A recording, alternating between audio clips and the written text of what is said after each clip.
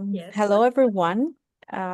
Nice to meet you all. While also other members are joining, I'd like to shortly present VOWI, Voice of Women Innovation. It's an initiative that I started almost a year ago now, and each month we focus on doing the speaker series. And for January, as opening the new year, we have Silvia Bernardini.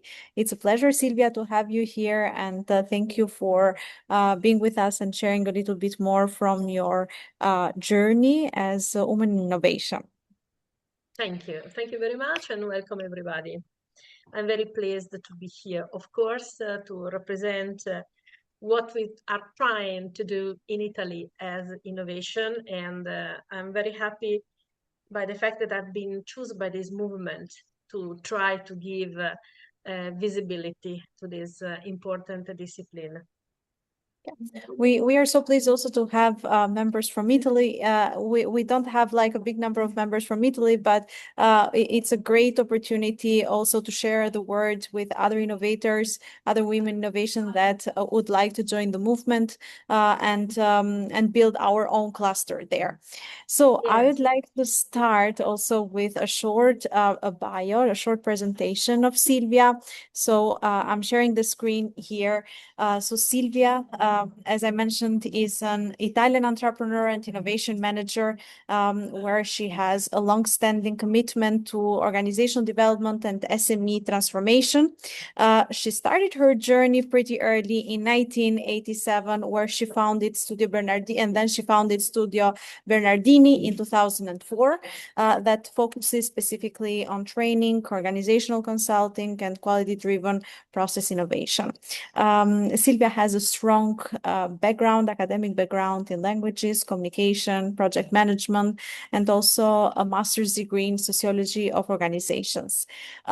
She also tries to focus on combining methodological rigor with system vision, and also is the CEO and founder of Skywalker, that is an innovative SME that is dedicated to HR digitalization and hybrid training models.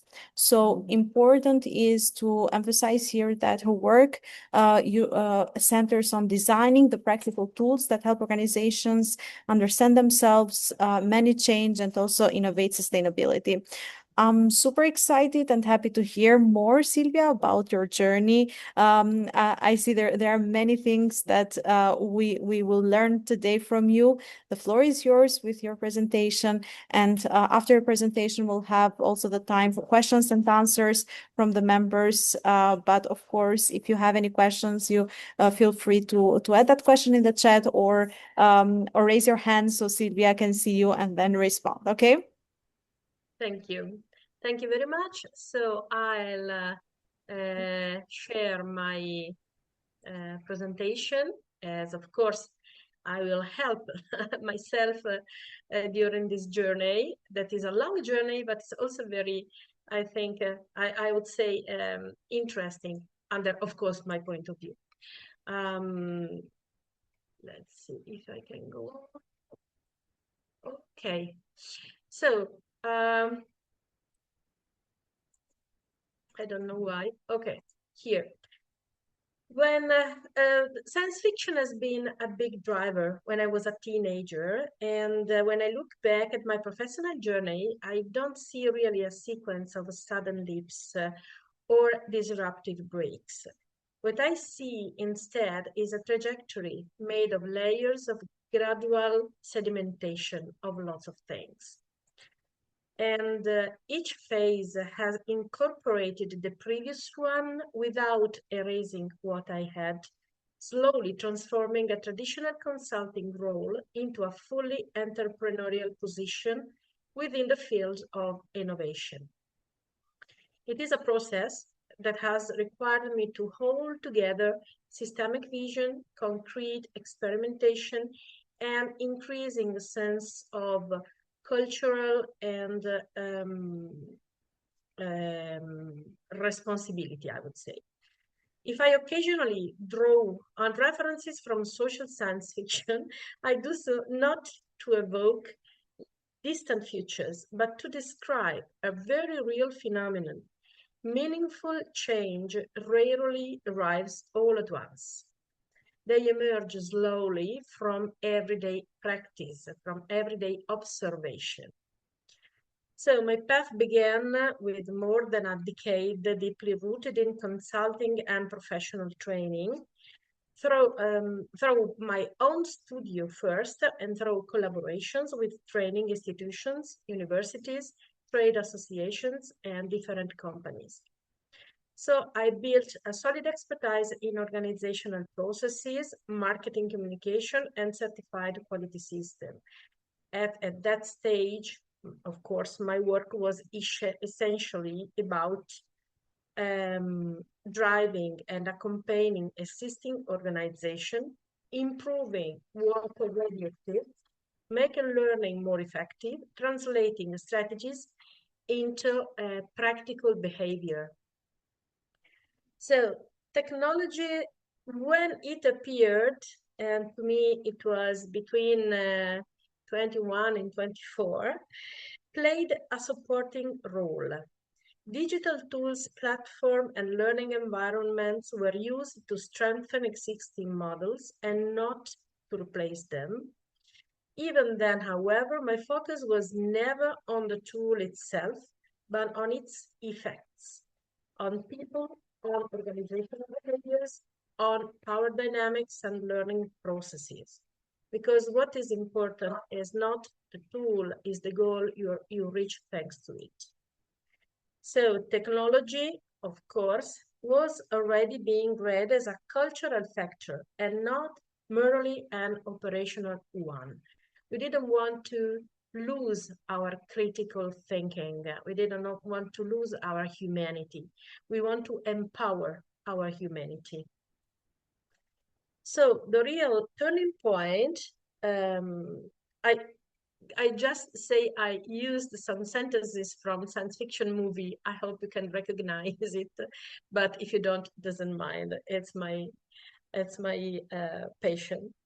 So the real turning point came when consulting stopped being only a response to expressed needs and became a space for autonomous design. My experience within a design company and my involvement in developing prototype training methodologies marked a shift from applying models to create them. That is quite different. This was the moment when an entrepreneurial posture began to take shape, oriented towards research and development, educational experimentation, and the construction of academies as cultural infrastructures for organization, but not corporate academies, SMEs academies. It was a transitional phase in which I started thinking like a system designer instead perhaps of a trainer.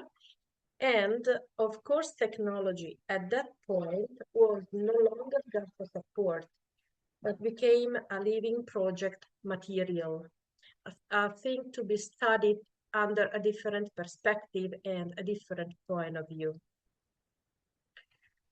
So the founding of Skywalker in 2018 was, I called the point of no return, of no coming back. It was not conceived as a simple service company, but as an innovative startup built around a clear thesis. Digitalization and artificial intelligence cannot be introduced into organization without rethinking learning models, the meaning of work, and the well-being of people.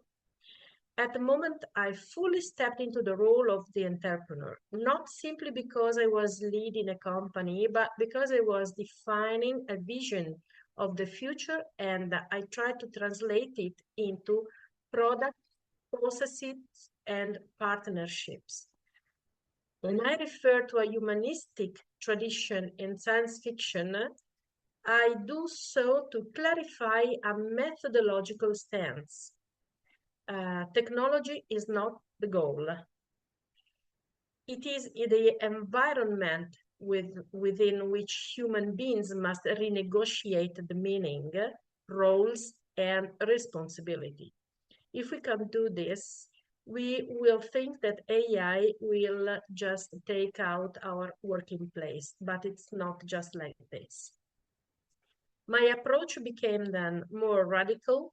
Technology became inseparable from business evolution itself because automation, AI, and digitalization were redefining what work, competences, skills, decision-making actually mean.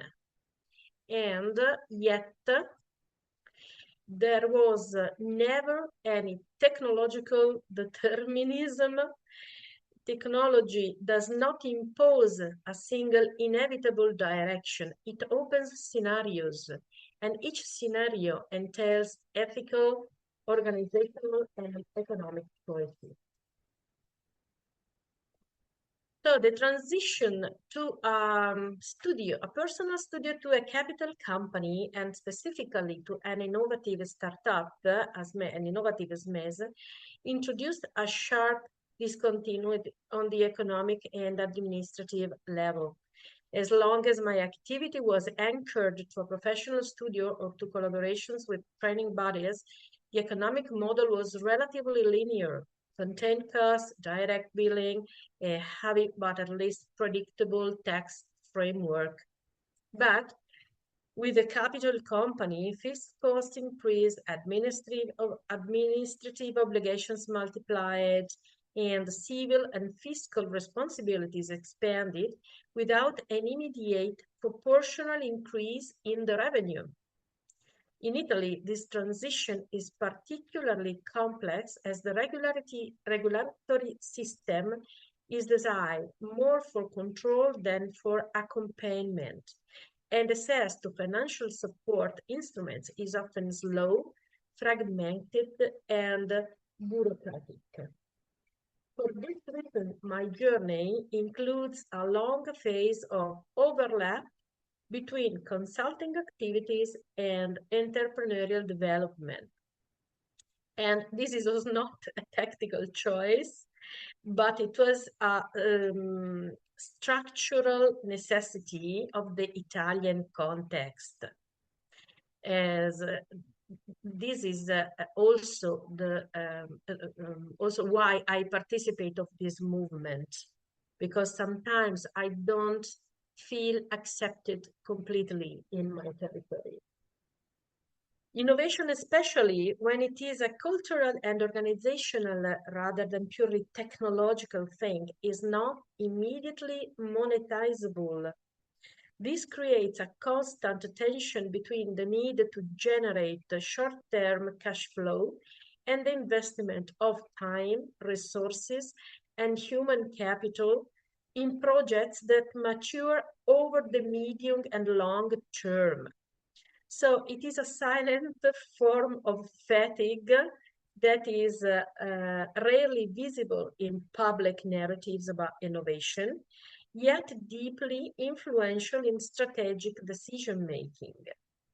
Being simultaneously an entrepreneur, consultant, trainer, administrator, and institutional interlocutor means dealing with a multiplication of obligations, reporting, certifications, regulatory compliance on multiple fronts, and in a system where simplification is often promised but rarely realized, this translates into time and energy being diverted from vision and design to the formal maintenance of the organization. There is also a subtler but no less significant dimension, the difficulty of having intangible innovation economically recognized. My work focuses on processes, learning, cultural change, and human-centered approaches to artificial intelligence. In Italy, these areas are still frequently perceived as costs rather than investments. and particularly within SMEs. So this results in long sales cycles, complex negotiation, compressed margins, and a constant need to educate the market before even serving it. Financially, this is one of the most demanding aspects because it requires resilience and the ability to withstand prolonged periods of uncertainty. Choosing to innovate without delocalizing, without relying on more major foreign financial ecosystems, means accepting slower growth in exchange for deeper roots. It is a choice that has an immediate economic cost, but that builds over time a reputational, a relational, and cultural capital that is difficult to replicate. And the people who work in Skywalker can say that.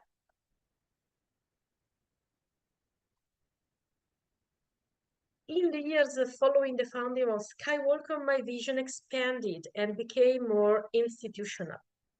My involvement as an administrator of another SMEs, OpenAI, about artificial intelligence in Italy, my role as an ambassador for other little SMEs in context related to artificial intelligence and circular economy, and my participation in academic committees and national innovation networks marked the transition to an ecosystemic dimension. I was no longer operating only within the market, but contributing to the definition of rules, languages, and interpretative frameworks through which innovation can be understood and adapted, particularly by small and medium-sized enterprises. And this is quite important in Italy as the high percentage of companies are small and medium and not corporate in Italy.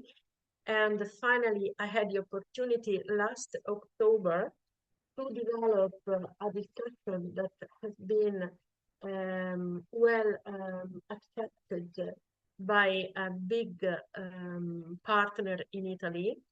And my function was to talk about humanity in technology.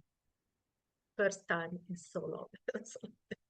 So the journey moved from technical competence to strategic vision, from one-to-one client relationship to network building, towards an anticipatory posture that does not aim to predict the future, but to make it practicable through responsible choices in the present, because the future is going to come, but present is now, and we choose now about our future.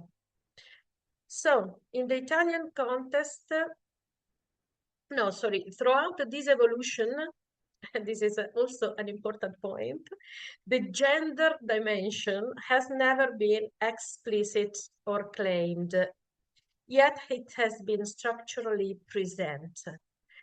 Its relative invisibility, it precisely what makes it harder to recognize and at the same time more impactful economically, financially, and symbolically. The first measure difficulty emerges when competence must be transformed into recognized authority. In Italy, a woman who builds her career through consulting, training, and intangible processes is often seen as operationally reliable, but less readily legitimized as a driver of vision, strategy, or investment. When such a trajectory evolves into innovative entrepreneurship, the transition is not neutral. A woman is required to demonstrate repeatedly and redundantly, so many times, what is often presumed in a man. This directly affects growth timelines, access to economic trust, and the negotiation of value.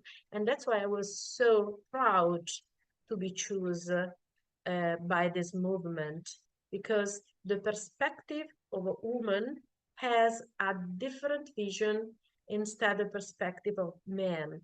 And in the joining of these two perspectives, we can have the most efficiency on work. So, in the Italian context, female entrepreneurship is still culturally associated with prudence, sustainability, and continuity. These qualities are systemic strengths, yet they become limitations when markets and financial people expect aggressive narratives, rapid scalability, and expansion-driven growth. A female perspective more naturally holds together business and life, vision and endurance, growth and social impact. This produces economically resilient models, but ones that are less aligned with traditional success metrics, especially in the early stages. Added to this in a specific relational burden, a woman operating in fields such as technological innovation, artificial intelligence, and processes governance is often expected to perform additional work of mediation and translation. And this emotional and cognitive surplus is not accounted for in a balance sheet, yet it consumes real resources and delays delegation and strategic focus. So returning to the technological dimension that runs through my entire journey, it becomes, I think, I hope, clear that I have never approached technology as one-off adoption. My logic has always been one of co-evolution, co-construction, building together also with technology. In a context of continuous business transformation, this means accepting a condition of permanent instability and trying to be the balance point of instability is not such an easy way of working. Technology does not consolidate, it destabilizes. It does not close models, it renders them provisional. The enterprise that emerges from this path does not seek definite solution, but builds continuous learning capabilities. The focus shifts away from finished products towards architectures that allows the business to change without losing identity. Technology is never conceived as a replacement for human beings, but as an amplifier of both their potential and their fragility. And in this sense, technological evolution becomes a test for organizational maturity. Many organizations, in Italy in particular, are not unprepared for artificial intelligence for technical reasons, but they are unprepared in governance, in culture, and in vision in adopting technology. So this approach, of course, implies another kind of relationship with the future. There is no uncritical fascination with the last available technology, but a reflective posture that questions the consequences of technological choices made today. And when I refer to science fiction here, it's just a thinking tool, a cultural training ground that helps to clarify responsibility, limits, and possibilities without even replacing concrete analysis. So, is my journey a big metaphor?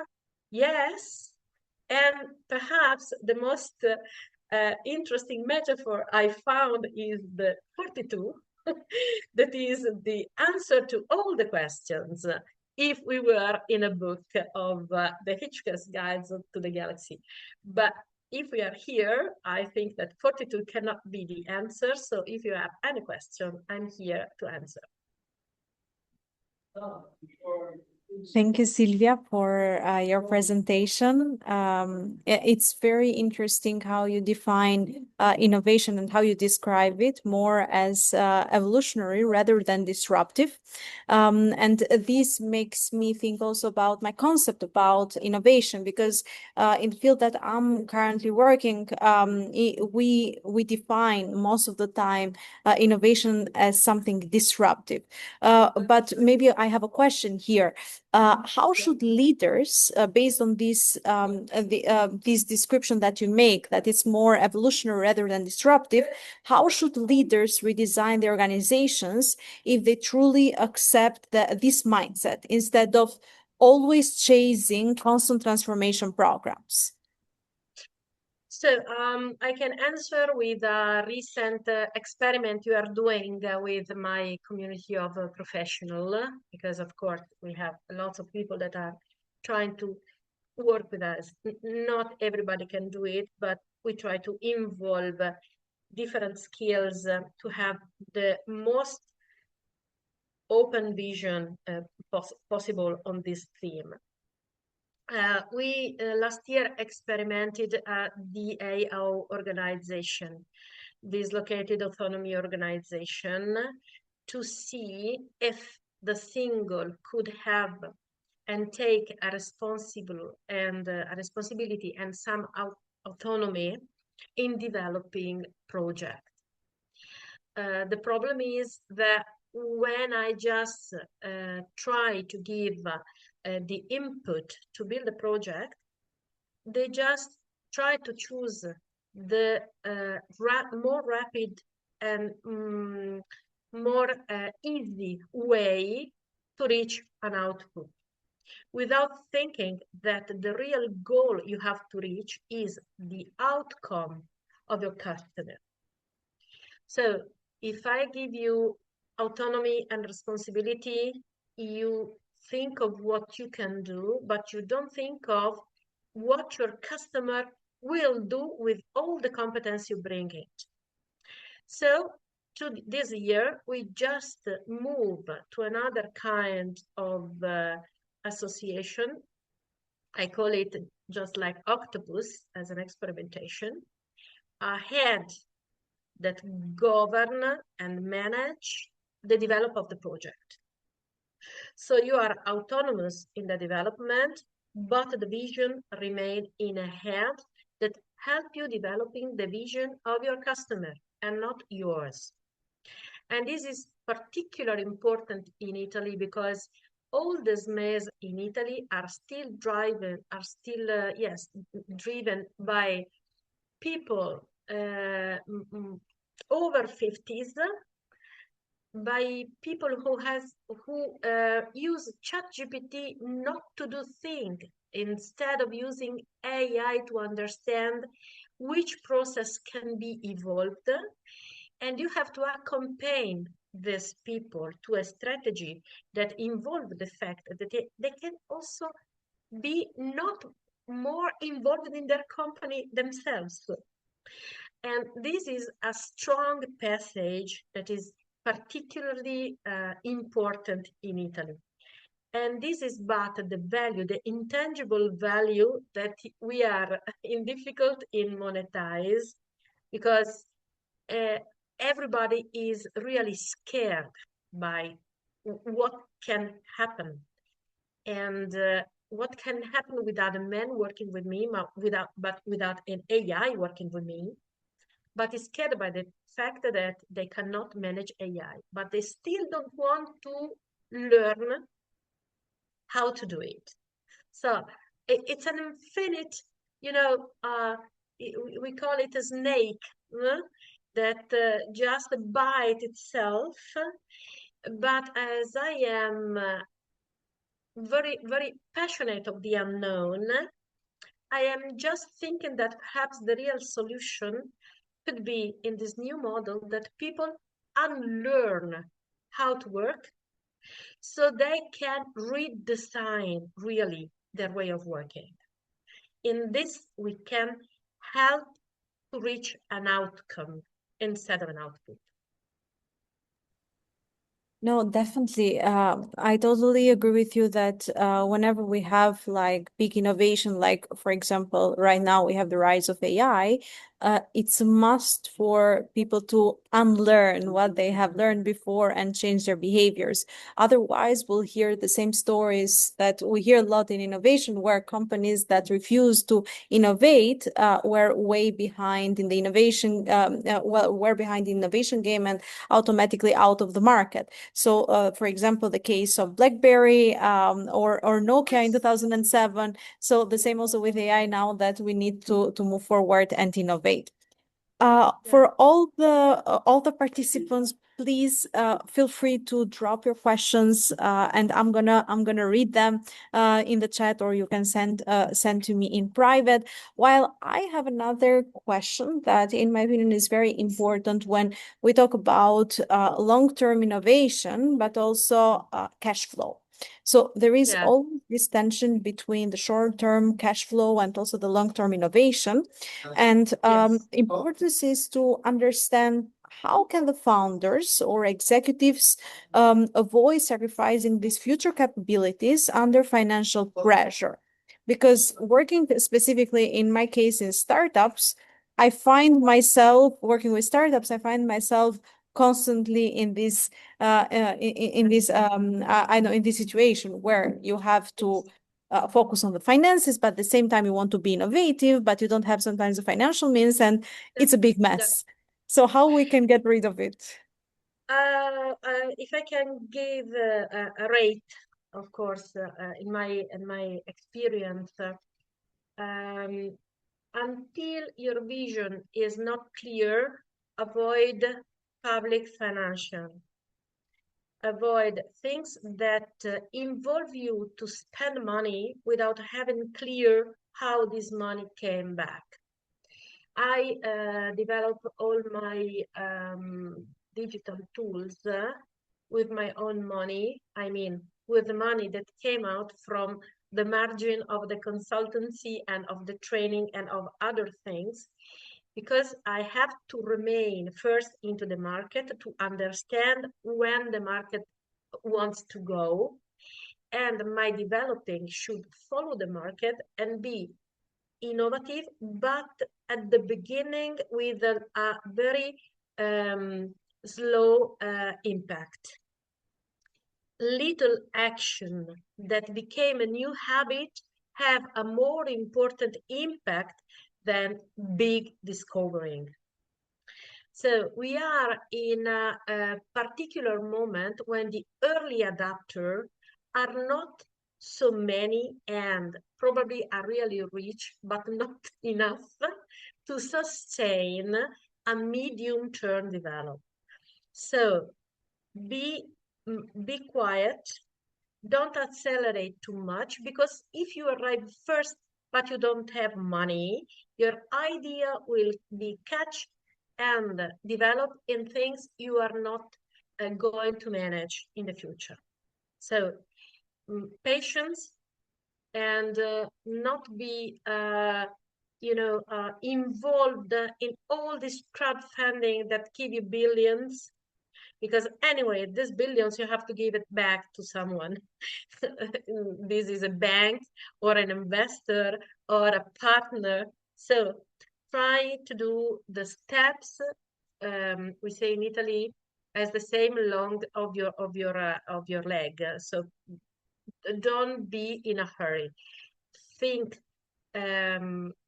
I sometimes have nothing to do, because each Monday I have my think tank and I try not work to think of my business. That it's really taking time to think about business is the most important resource you can use to develop your company. No, no, totally, totally. It's always this question, like, should we move forward towards innovation? But finances are very important also, because it allows you to have this long-term business. We have another question. When Yes. organizations move from applying frameworks to designing their own systems, because in a moment or in another, from taking other frameworks, then you go and you design your own systems. What capabilities or mindsets become most critical for leadership teams? Because I guess in this transition, the biggest, I would say, the biggest focus would be how the mindset of the leadership team, but also the whole team will change because now it's a totally new approach. Yes. The first thing that changes is the ability to recognize the real leadership. We are not talking anymore about pyramid teams. We are talking about transversal teams, and each person is a leader in each skill. Sometimes I say that in a table of 5 people, could be that we have 5 different leaders in different moments. The real ability is to recognize how a person who knows a lot of things more than me can help me grow and learn what I know and learn something more. Because if I can do this step, I can be again a leader, but in another context, perhaps at the same table, but with another skill. And this redesign team, not as functional team, I would say, but as entrepreneurial team, because each one will bring on its idea and has to negotiate with the others and have to find a balance point between finance and develop, and then realigned people under another perspectives. That is the perspective of the competence. And competence is a substantive, is a name. It's not male or female. And it helps also really a concept of equity, because you recognize who is the most important person who knows the most important things. Thank you, Silvia. Do we have any other question? So feel free to add them in the chat. So if we don't have more questions, I would like to summarize a little bit the key takeaways from this session. And for me, the biggest learning from this session is that we should treat innovation as an evolutionary system, not a breakthrough event.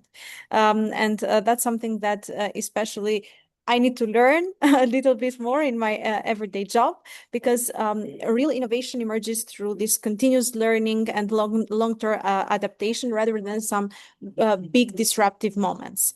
On the other side, technology shapes the organizations in a cultural and ethical way, but not just operationally, because when a team innovates, when an organization innovates, it's not only to making better operations, but in general, also the culture and the ethics become better.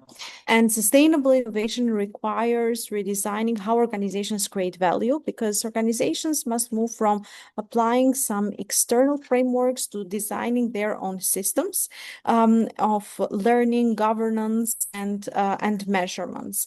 So these were the main key points that I learned specifically from this session, and it was great to hear also a perspective how the innovation in Italy is, because I guess in different countries changes the perspective of innovation. Thank you, Silvia, so much for having you today with us. Here you have also the contact of Silvia. Yes. We had the contact of Silvia. If you want to learn more, Taramprit, if you can one more time share the screen there. If you want to learn sorry. more. I thought just okay. It's these are my contacts. Okay, so if you want to learn more about the concept of innovation and what Silvia and the Skywalker team is doing, you have here her phone number and email address, and also their website.